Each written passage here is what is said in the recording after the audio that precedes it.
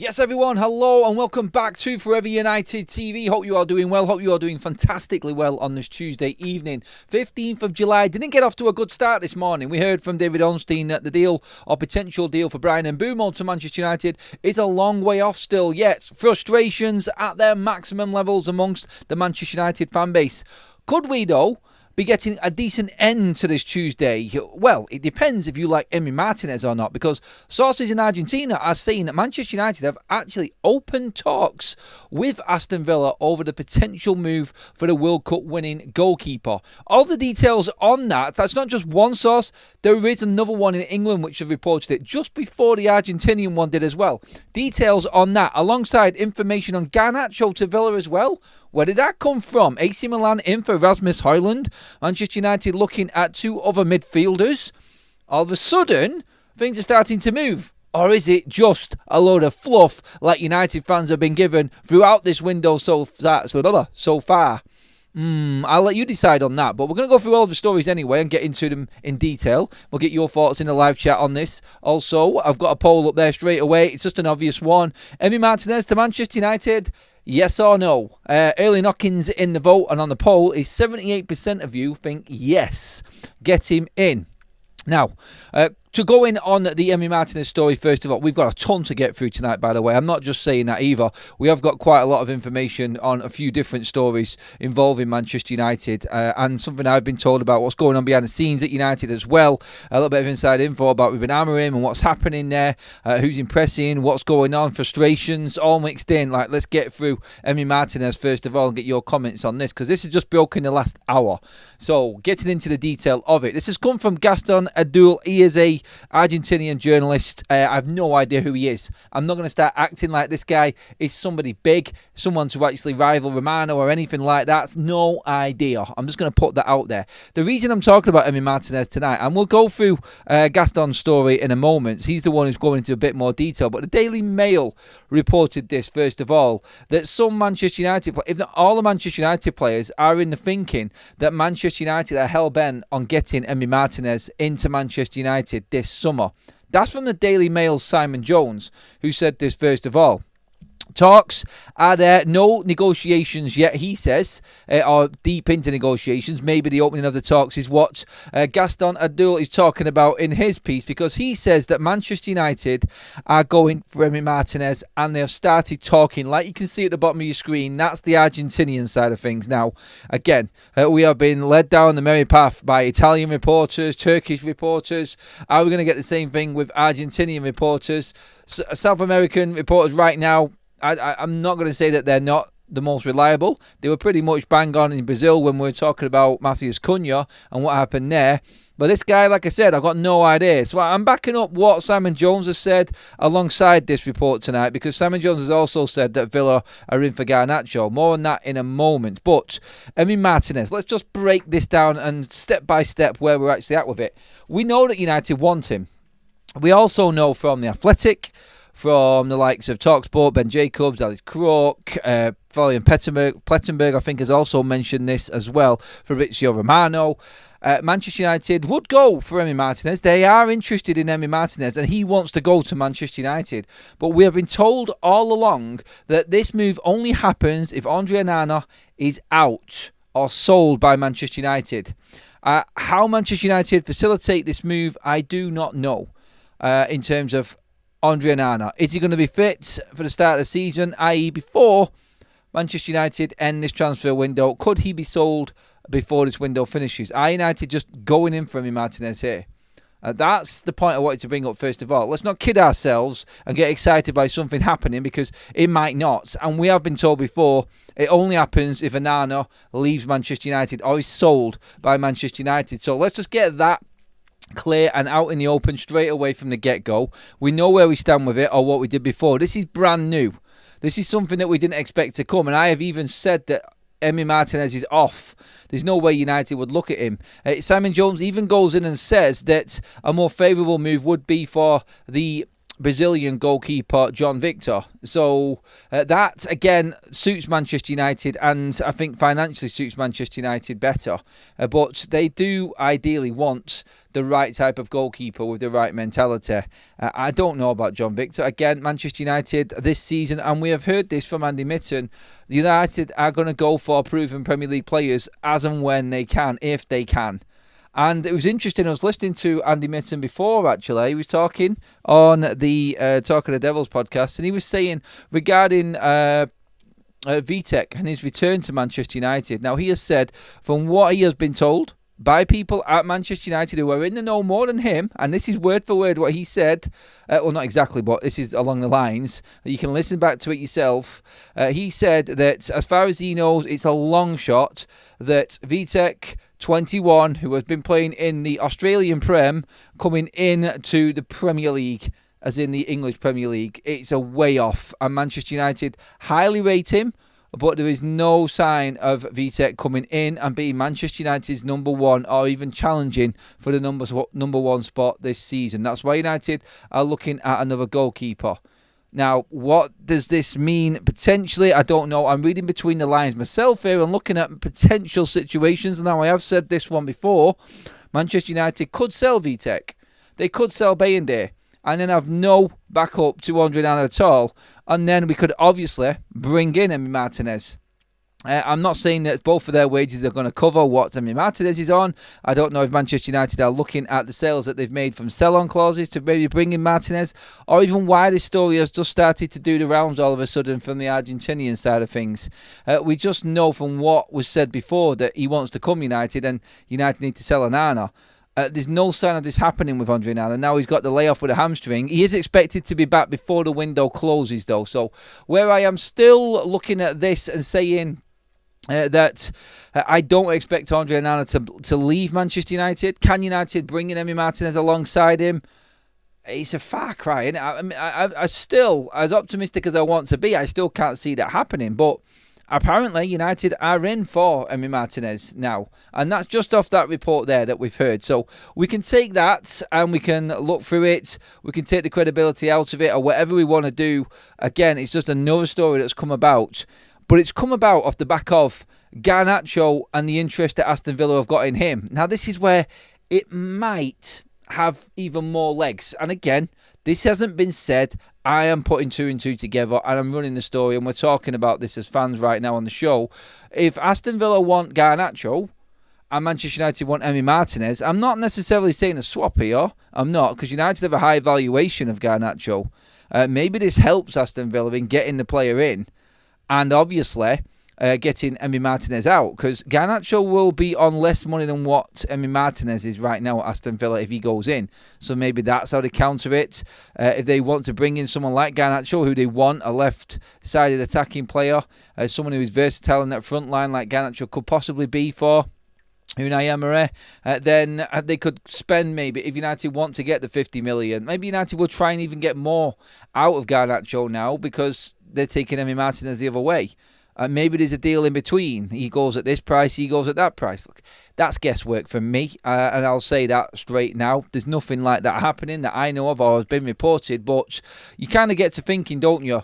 Manchester United right now, if, again, we're having to be creative, we're not moving very fast in this market, we're not moving fast at all and getting players out of the door.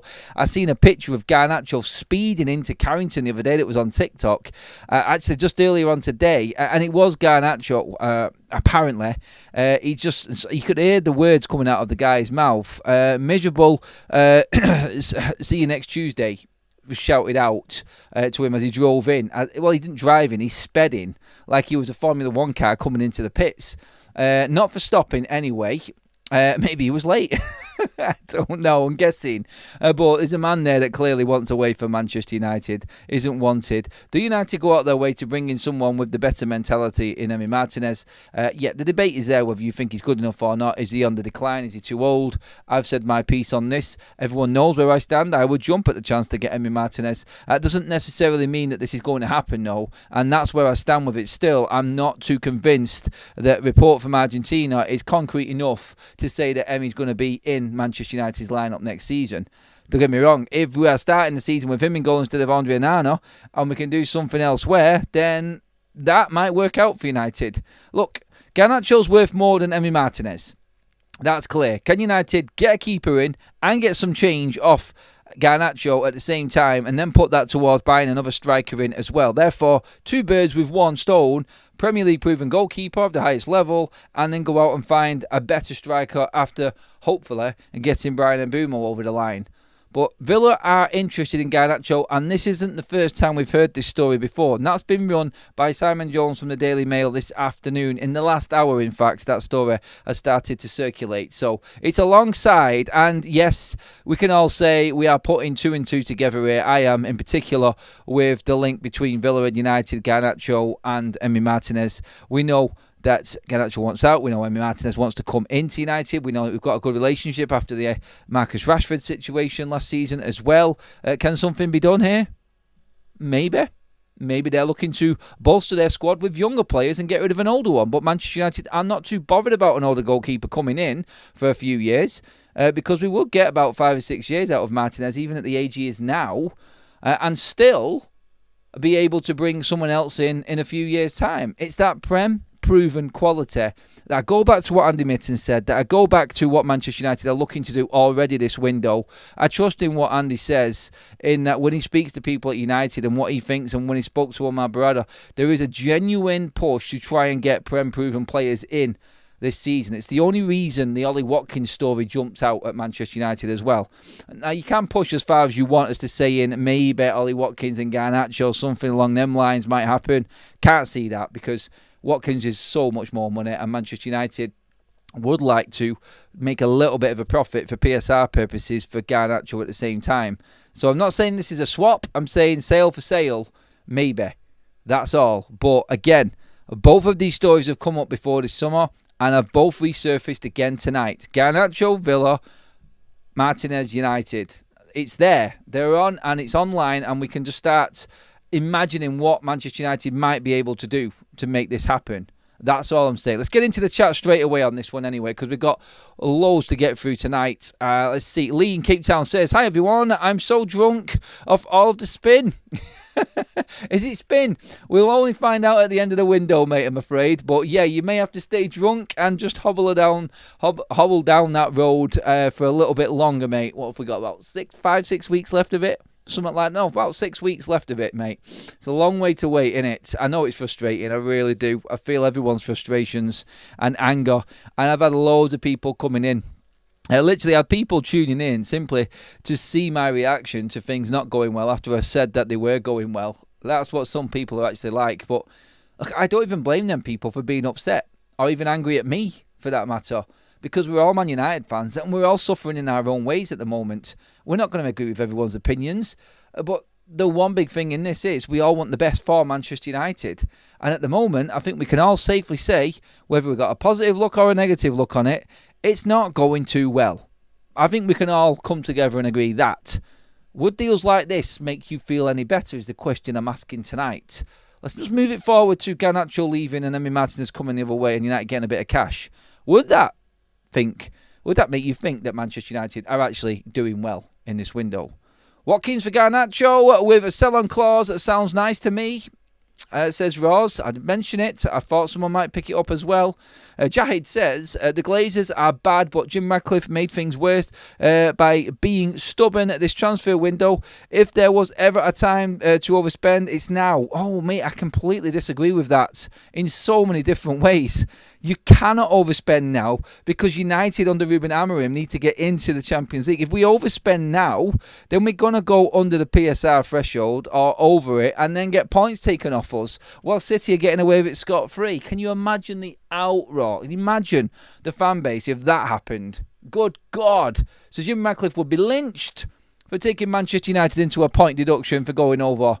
We cannot afford to overspend for PSR reasons. United need to spend big in the right way. The problem we've got is we can't sell anyone. That's going to be United's problem all the way through this window. Elise says, again, second super chat. Thank you, my man. Love that. Can we sell our misfits want away players on Temu? Timu are actually having a sale at the moment. How does Timu have a sale? I seen that pop up on my phone the other day. Timu sale. I thought everything on Timu was cheap anyway, wasn't it? I couldn't believe it when I seen it. I went, whoa, you've gone from car boot there to, like car boot mega sale, haven't you, on a Sunday? Honestly, like, I couldn't believe it when I seen it. But yeah, that is what's happening there. Can United go on to Timu with their players? I think we're going to have to, because nobody wants our players. I just did another... I've seen another clip come out tonight. In fact, quickly, just on that one, Jadon Sancho, the same report from Simon Jones says, Jadon Sancho is an option for Juventus, but is not their priority as they push for Porto's Francesco Conceição. Again, we know this already. They are about to put another bid in.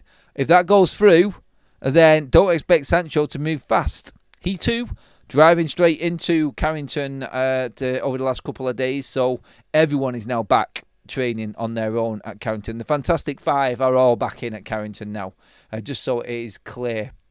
Yeah, that was interesting on the Jadon Sancho side, because earlier on there were reports coming from Italy saying that Manchester United are about to pay the severance pay for Jadon Sancho. In fact, I was going to run a story on... I could have gone with Jadon Sancho. There's that much news tonight. But I thought this was more realistic than anything, because I'm not trusting any Italian sources at all at the moment when it comes to Jadon Sancho. And the story about United paying off Jadon Sancho's severance pay? No, it's not happening. Definitely 100% not.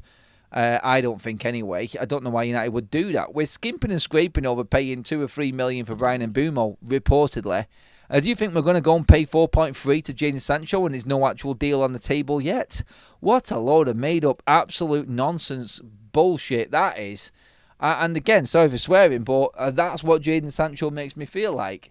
And I just don't believe that story from Italy at all. But that, again, Simon Jones there, goes to show where we're at right now with players. Sancho looked like he was the closest for the exit door, and now we're back to square one with him. United's issue is moving these players on. So, Marcus Rashford tried it out at Villa. Could we be about to send another one out in Garnacho to Aston Villa, and at the same time, sneak their goalkeeper away and take EMI Martinez to Manchester United? We will see, won't we? We will see how this develops. I fully expect Romano to come out later and say there is interest from Manchester United and EMI Martinez, but they need to sell Andre Onana. I expect someone to come out and sort of kibosh this Argentinian report tonight. But again, there has to be something in this. There has to be something behind the scenes going on here for this to keep on coming about and coming about. And again, we know that he wants to move to Manchester United. I think that's why we could probably look at this and just wait it out and see if anything does happen with it. Peter says, make me feel better if we get a goalkeeper, but still no excuses for no striker. You're not alone with that one, Pete. Robert says, why can't Onana be benched? Question mark. Don't get it. Common sense must prevail for F's sake, or we're going to go through the trap door. As in the relegation zone, I think Robert's alluding to there. Again, yes, like, what is this clamour? I heard Carl Anker talking about it might not be that serious for Manchester United. Good news, Andre Onana isn't... don't get me wrong, I don't want him to have a grade 3 tear in his hamstring like Saka did. I don't want that on any player, but like the actual like drive and clamour and like wanting for Andre Onana to be fit and ready for the season. I said this before, I don't get it at all. And Robert's right. Get the man on the bench. He doesn't walk into this team every single... I still don't get it. Get him on the bench, get someone else in. Being a friendly arena on Saturday at 2 p.m. against Leeds United will be a buzz. Are you there, Adam? No, I'm not actually. I'm somewhere else this weekend as well. More information on that when we get closer to the weekend as well. But no, wish I was. I've never been to Sweden actually. Kaz has been loads of times with work. I am looking to go out there at some point as well. One Scandinavian town I've still not visited yet, amongst others actually. I've been to Norway. I don't think I've done Denmark. Have I ever done Denmark? I can't even remember. Sweden I've not done though. It's on the list, and I think probably sometime next year maybe actually we'll get over to Sweden, but not for this game I'm afraid. No, not happening. Let's see what else we've got in the chat quickly before we move on, everybody. A goalkeeper just 2 years younger than De Gea. De Gea was proven at Manchester United, yet cast out because Ten Hag felt his defenders could play out from the back. Yeah, PAC. I know what you're saying. Look, I've got no problem with the age of Emi Martinez, by the way. I think he is better, miles better than what we've got. And I do want that experienced type of player in. That's someone who knows the Premier League and I think has got that winning mentality about him. I would like that type of player at Manchester United. I really would. Are we getting all our top targets, says Peter. They just happen to be youth prospects.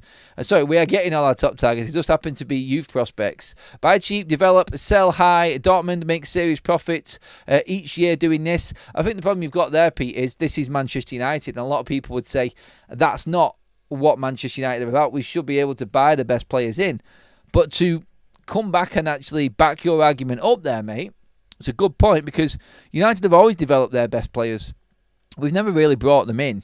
We've never spent big on bringing players in that have been absolute will-beating superstars for Manchester United. Look, we made Ronaldo. We made Rooney. We made all the class of 92. Roy Keane became the player he was. Van Nistelrooy. All these mega stars. Andy Cole, I think, yeah, good reputation from Newcastle, but still came and made it at United. We made everybody. We brought the odd superstar in here and there, a great player in, just to fill the gaps and put some icing on the cake for us. But still, I think, again, it's just moved on football and you don't get time to develop the younger players like you used to. I think that's the problem we've got. Don't get me wrong, I'm all for developing and finding these young players, bringing them in. But at the moment, we need some ready-made players. We need to stabilise now. And young players that we don't know about are just simply not good enough for Manchester United at this stage. Their time will come. It's not going to come under Ruben Amorim if we don't buy players this summer, though. Because Ruben will be sacked and all this big plan that he's talking about and the good times are coming, he's never going to see. Because Ineos would have flirted him a long time ago before these young players actually make their debuts and really start to pay for what Manchester United have invested into. So, again, it is going to be about what happens now. For Ruben to stay, he needs players now. Lee Cape Town just gifted 5 memberships. You are a legend, Lee. Thank you very much, mate. Another legend in the house is Block. Sean, again, thank you. Martinez is a smokescreen to detract from Mbumo. Sean's having one of them negative weeks. I can tell. I can feel him. I feel like I'm stood next to him now talking to him, and he's not having any of it. He's not having it. He's not convinced. Sean, you're probably not the only one thinking this, mate. Smokescreen, it could be. Taking the attention away from failings is something that United do well. But everyone was saying that tomorrow when we launched the second kit and Mbumo was going to be signed. And he's not. So, yeah, there is no real plan. Simon Stone earlier on actually came out after the bombshell that we got this morning from David Ornstein about Manchester United being nowhere near close to getting the Mbumo deal done. Simon Stone again comes out and actually says today that Manchester United want Mbumo done and he wants him done before they go on tour. It ain't happening. It ain't. There's nowhere. We're not getting any closer today. If anything, the update this morning told us that we're a million miles away. So I'd be very surprised if it happened this week. Then we fly to Sweden. Then we come back. And then on Tuesday, we fly out to the States. I just don't see it happening in that time. With the way that United have moved on this deal, can you see this forwarding all the way through? Now, I was told that Bryan Mbumo has been expecting to come to Manchester United and have his medical for weeks. This is what's happened. And apparently, this positive start that Ineos got to the window now seems to be drifting in and around Carrington like it's not going to happen. They seem to be hit by something bigger than what they thought they were getting into. I think we could have all said that. And yeah, Ruben was promised Bryan Mbumo apparently for the US tour. So what United do now in the next 3 days... I don't know. We've got, 5 days to get this deal done? Maybe. Max. It's going to be a big push. It takes me back to that time. I think it was under Louis van Gaal. When we managed to actually sign Schneiderlin and Schweinsteiger together quickly, overnight, and get them on the plane the next day. It was one of them crazy mega turnaround situations. I couldn't believe it when I woke up the next day. Maybe we're going to get that again. I don't know. Maybe we'll get that again. So, yeah. The link in the chat, if you do love my shirt, the link is there in the live chat, everybody, and in the description. It's a made-up, mock-up Manchester United shirts. Love these types of shirts. If you like this sort of thing, better than the normal kits, let's just say that. Link's there. Go grab one, everybody. I put it in there. That's where I found it. And go fill your boots in there. Plenty of other kits like this and some really good retros. So go check them out, everybody. OK Jerseys there. If you do like the shirts, go grab your own. It's in the live chat. Anyway, wanting to move past this, apparently AC Milan now are interested. So it's gone from Inter Milan and the Athletic saying that they have dropped their interest in Rasmus Højlund to now AC Milan wanting to come in for Rasmus Højlund. And again, I don't believe it. It's Italian again, and I'll just wait it out. I'll wait it out when it comes to Rasmus Højlund. I've never been convinced, and you've all heard me say this show after show after show, constantly, that I just don't think anybody's going to have the money United want to take Rasmus Højlund away. I really don't. And then I'm starting to think, like, who are we actually going to buy? What striker's going to come in? If we get rid of Rasmus, we need two. So who are them two players going to be? Ekitike, now, you're hearing the stories today, obviously, about Liverpool going for Isaac. Now, if Liverpool get Isaac, then, like, you could say bye-bye to the Premier League instantly. They will go to Ekitike if they don't get Isaac, but Newcastle want to take Isaac as well. So there's a bit of a triangle between them three clubs there, Frankfurt, Liverpool, and obviously Newcastle. So let's just say Ekitike well and truly gone. Another striker off. We're not getting Osimhen. There's them two finished. Liverpool are actually interested and have touched base with Jean-Philippe Mateta. I did mention this earlier on today as well. So, again, another target of United's off. So, again, I just don't believe the Rasmus Højlund stories is what I'm saying here. I don't think there's enough ground. Like, I understand what Laurie Whitwell has said, and he thinks, and Ben Jacobs has said it as well, there is an understanding now at United that there's a good chance that Rasmus Højlund will be sold this summer. I still don't have it. Even if you could throw creditable sources at me all day long, no one's paying what Man United want for Rasmus Højlund. I'm sorry. It's not happening. Like, who in their right mind is going to go for a player like that? I just don't see it happening. I have to be real about that one, like I have been all along. Alone with obligation, I could well and truly see that for United. But at the moment, it probably doesn't make much sense for Manchester United because they haven't got their top targets in up front. And we're running out of targets. We're not going to loan someone out when we've already got somebody there. We're not going to loan him if we haven't got anyone to replace Rasmus Højlund. If we sell him, we've got the money, obviously. And we can make room for it. PSR-wise, financial fair play. That can be done. But, come on. Who's paying 40 million for Rasmus Højlund? Who in their right mind? I mean, AC Milan must be off their rocker if that had any legs, that story. We'll see. Again, we'll keep on top of it. And if it does come off, I'll be here reporting it. And I'll be gobsmacked like yous lot. Honestly, not happening. I hope it does, though. I hope it does. Apologies, Adam, says Peter. I meant Ineos want to buy Young and sell later for profit. They're top targets. Us fans and Amorim deserve quality to get us back. Hey, mate, you were right in what you said. No, mate, don't apologise for that. You didn't need to send a super chat either. Thank you for that, mate. I get what you were saying, mate. It is actually something that Manchester United have done in the past, but we've not really sold our youngsters on. We started to do it a bit more recently because it's a loophole for financial fair play. Otherwise, I don't think anyone would do it. So that's why United. Don't think that Manchester United are building up a... and don't be taken aback. Like I said, I've been balanced with my Ineos stance on things.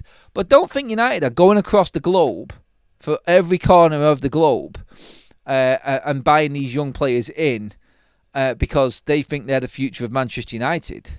And this, we're going to find the next Mbappe, not buy Kylian Mbappe. Don't fall for that. These are businessmen. And they're going to run this like a business.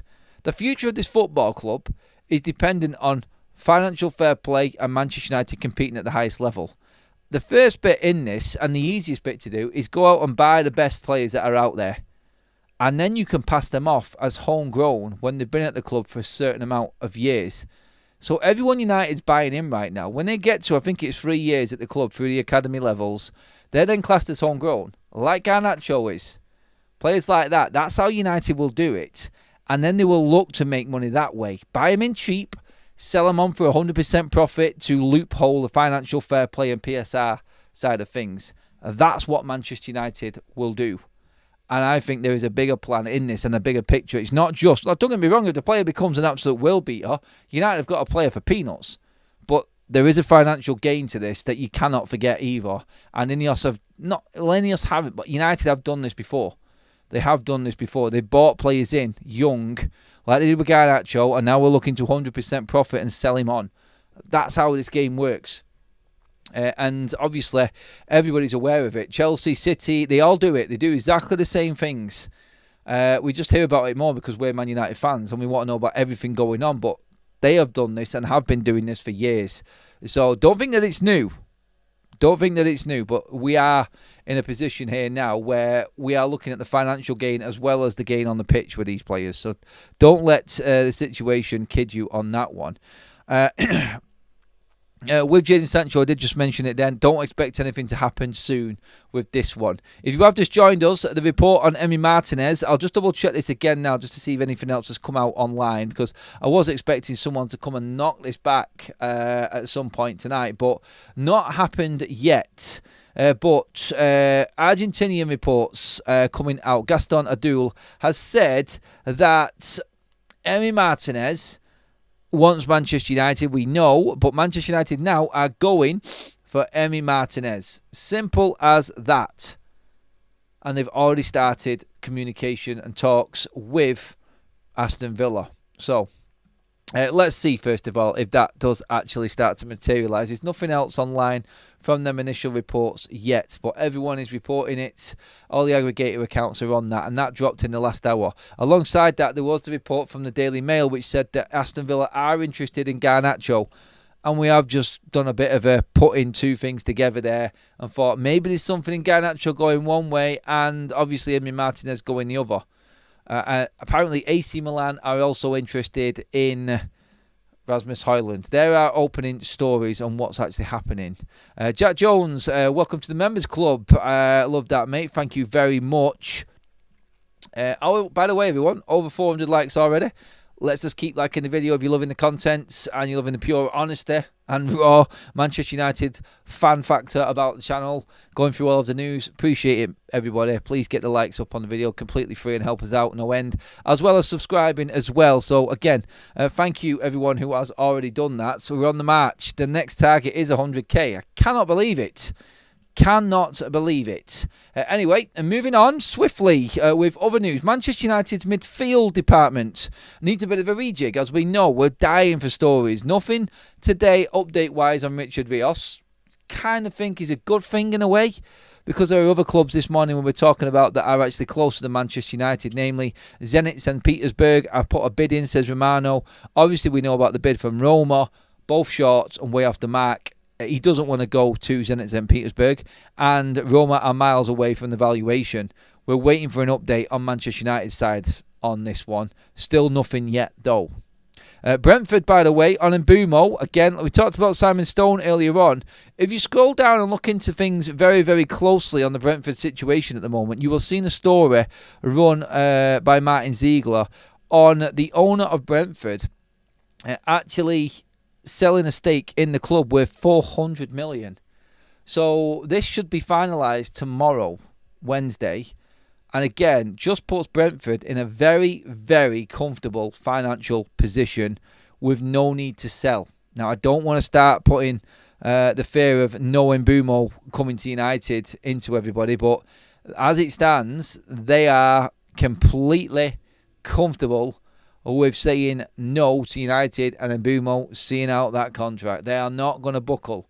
It's up for United to decide whether they want the premium player or not. Do you spend a few more mil to get him in? It's up to United on this one. And again, I'm not sure. I'm really not sure. After the Ornstein update, I expect this to go into next month. I don't think he'll be on the tour. That's my guess anyway. It is my guess on that one. But United midfield saga. Apparently, Graham Bailey has actually said that Manchester United have continued talks with Bayern Munich for João Palhinha. Now, this one, I think, will go towards the back end of the window again.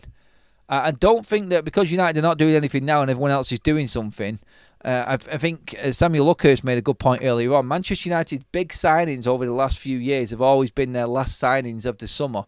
So you could see Bryan Mbeumo be the signing that comes in August. There could be another striker coming in at the end of August. It could be a midfielder in João Palhinha, but United still talking to Bayern Munich is a positive for Manchester United fans, I think, on this one. I do think that João Palhinha would transform Man United's midfield. I would love him at the club. But again, it is just talks at the moment. Palhinha not wanted by all accounts over in Bayern Munich. Now, we've heard a couple of people talking about this. Plettenberg, we've heard Christian Folks talking about this as well. I got a little bit excited at the time when I heard about it, and I would go for this. Initially, it was for a loan might actually be possible for Manchester United for João Palhinha. We'll see if that materialises again, but talks still ongoing. So, still a chance. Later in the window, deals like this could all of a sudden burst on to the scene. And this is what we've got to remember as well. In the, you would have seen did anyone think anything of the Tolisso story? The Lyon player, who obviously we know all too well because we came up against him, didn't we? We came up against him in the Europa League. Sorry, I was just trying to find the story then. A moment. Let me just see if I can grab it up again on the screen. It's way down here. Bear with me a second, everybody. I'll just read into this quickly. Let's just bring it up. There we go. Right, okay. So this has come again from French sources. They're the ones running this story. Manchester United are reportedly quite insistent on signing Corentin Tolisso. Are we? It's the first I've heard of it was yesterday. I didn't really run the story because I didn't believe in it. But so this summer, they want Tolisso this summer and are willing to meet the £8.6 million asking price. Lyon are reluctant to sell, but Tolisso could be open to the move. Now, they're in dire need, obviously, because of their financial situation. They managed to get out of being relegated, by the way, which is big. But still, they are now going to have to make up them finances and the losses that they have incurred because they're not going to get away with it. And they've been fined by UEFA also, like Villa and obviously Chelsea were recently. So right now, Manchester United, why would we be buying a 30-year-old midfielder, you might ask? Because he's 8.6 million. And this is what keeps coming up. 5 million for Ndidi. 8.6 million for Tolisso. Loan are probably 25 to 30 million for Palhinha.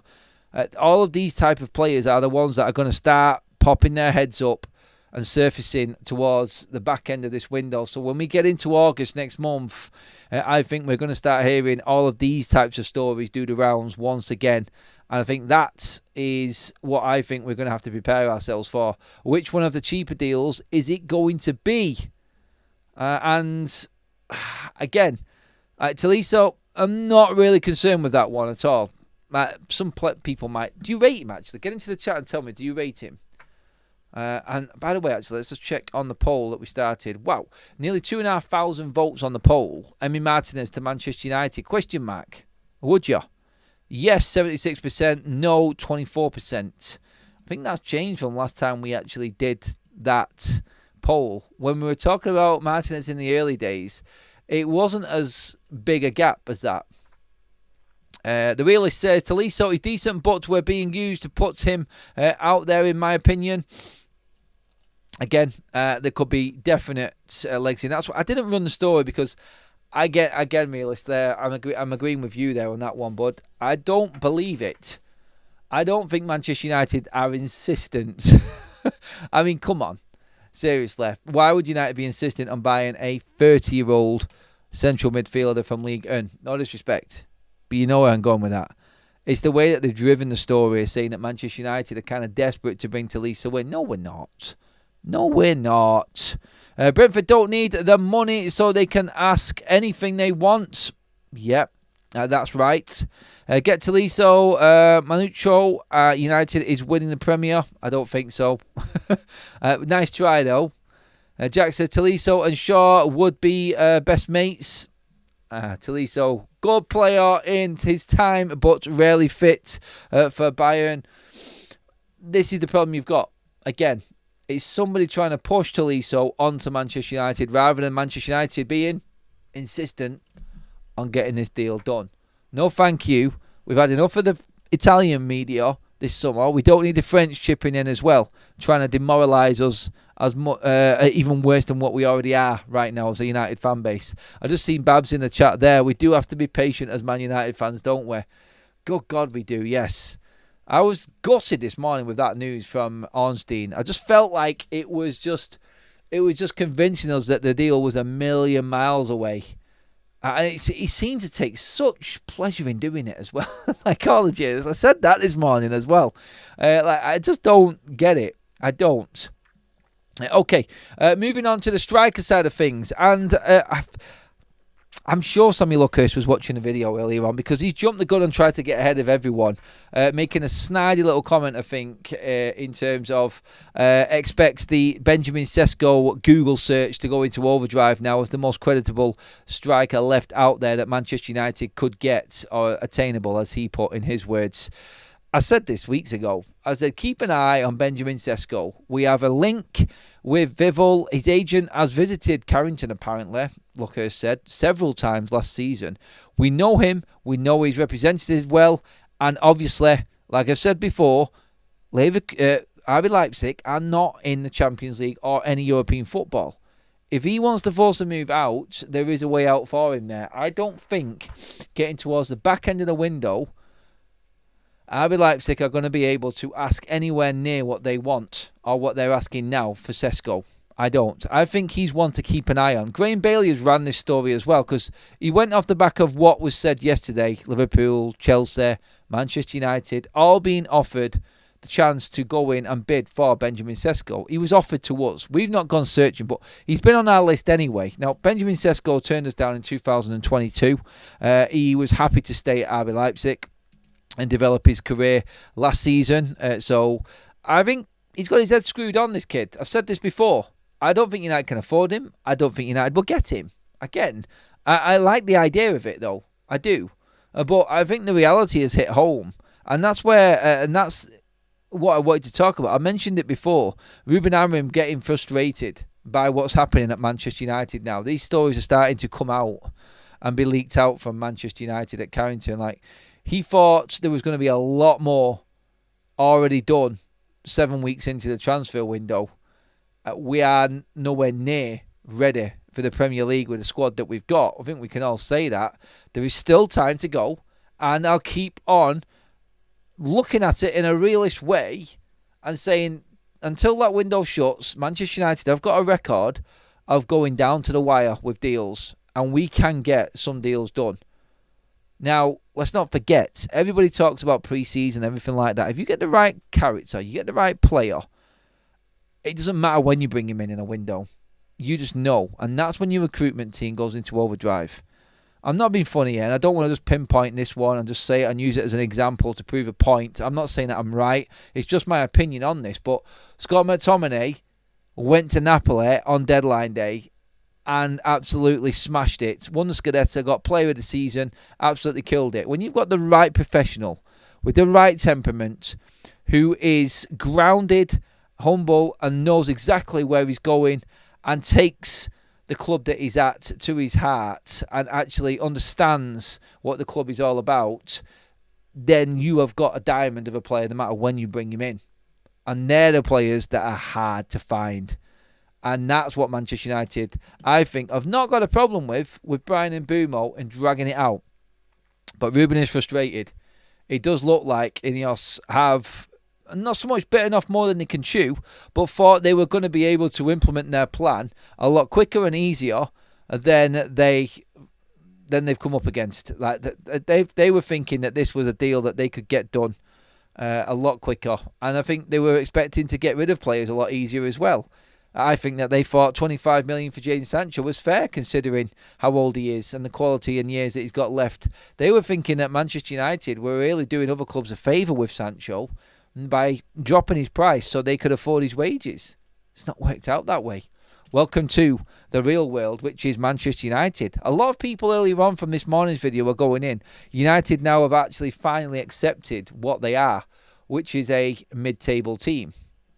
You could argue that point. Look, there is an acceptance there that we are a mid-table team if we're looking at the players that we are doing, and we're happy with what we've got right now. Look, I think Manchester United ultimately now are going to be judged at the end of the window, which I think is fair because there's a lot of business to get done, but they're going to be judged on how much they get for these dickheads.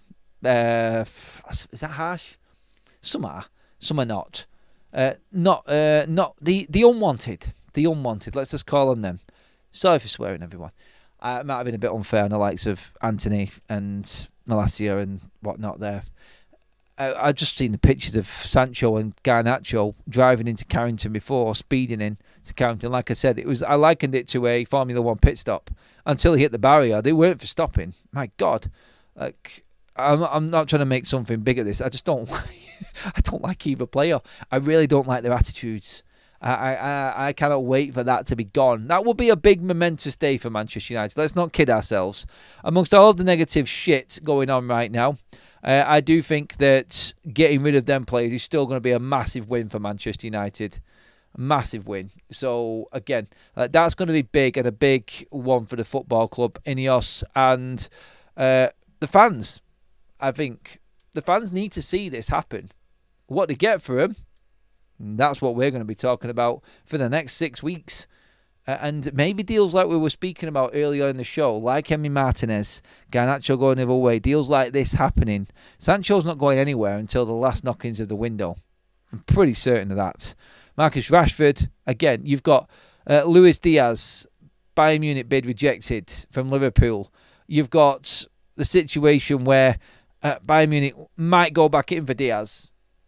And there's no certainty at all with Marcus Rashford. This is the first little bit of movement we've heard about Garnacho. And then, what the hell is going on with Andre Onana?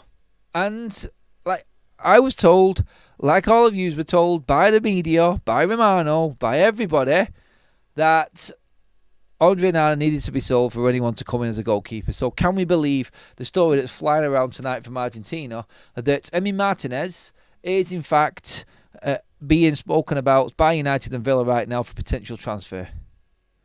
That, I think, is where we take it realistically. Let's wait for the next update. That's what I'm saying with EMI Martinez. Don't get me wrong, I would love it. Absolutely love it. I'd love it if we beat them, honestly. Best Kevin Keegan impression there.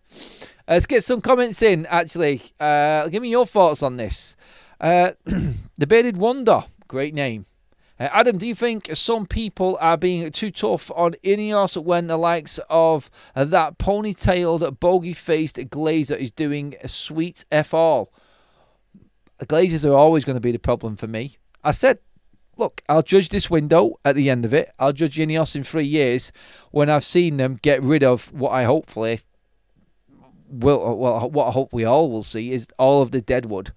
I think it was going to take that long. This project, everyone knows, is going to take 3 to 5 years. They said 3 years. No one believed them. No one believes them now with what we're doing this window. Judge this window when it's done. That's what I will do. And then I will judge Ineos properly after next season. After next season's... no, not next season. So we've had this one. Then we'll have that one. Yeah, season after next. When that one's done, so that's the 26-27 season, isn't it? So after that, then I will see where United are at. Because that then is, realistically, time-wise, when we were expecting United to be back up challenging again. So a lot can happen in 2 years in football. Let's just see where Manchester United are. That's all I'm saying. I'm not saying that Ineos are the saviours. I'm not saying that Ineos are good for Manchester United. All I'm saying is they were the only ones that came in with realistic money, and it's better having them and the Glazers than just the Glazers on their own. I think that's right. I think that's fair. and I will judge them when the time is right. I think they do need and deserve a little bit more time and patience yet. I know that's hard, and that's a hard ask.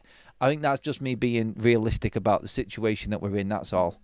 But anyway, get your comments in on that, everybody. And, of course, on everything else that we have been speaking about tonight. I'm going to wrap things up there. I've got training tonight as well. Big shout-out quickly. First of all, though, again, with the game coming up this weekend, the specials on Match Bingo, everybody. Please do get involved in this.